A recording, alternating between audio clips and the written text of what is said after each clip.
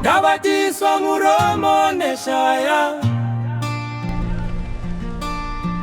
zvepanyika pano ndazvishaya. Ndashamiswa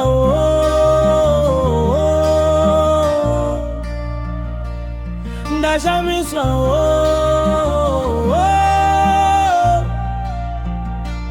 ndashamiswa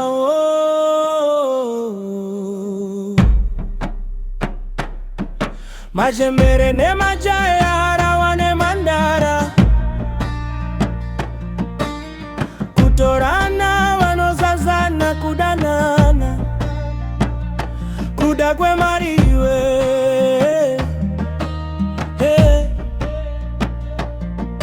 hakuchina mandara varume dzavashumba, vapwere vamaikumba mwari wetidzosere zuro. Semombe iri kumafuro tinotora unu. Ndabatiswa muromo neshaya, zvepanyika pano ndazvishaya. Ndashamiswa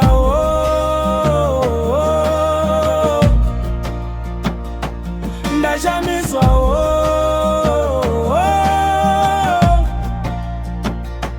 ndashamiswa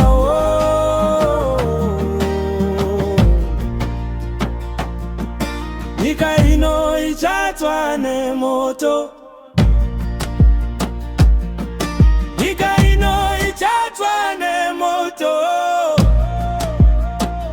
zvoshamisa Mwari woyepindurai. Makore 13 pavashanu vatatu, voziva kufadza varume, Mwari wepindurai.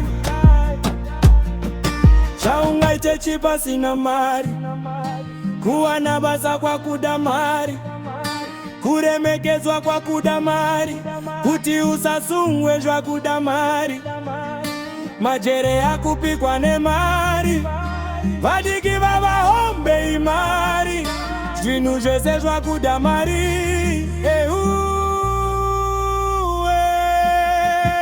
Ndabata muromo neshaya,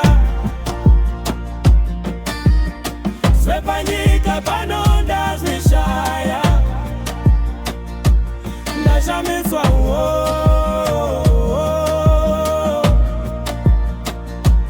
ndashamiswa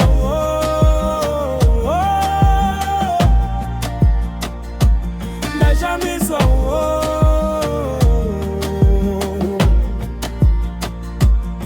varume vakuroruwa nevarume, vakadzi vakuroruwa nevakadzi, vakadzi vakurora varume, yava Sodoma neGomora. Mwari pindirai, pindirai zviwere nehondo vapo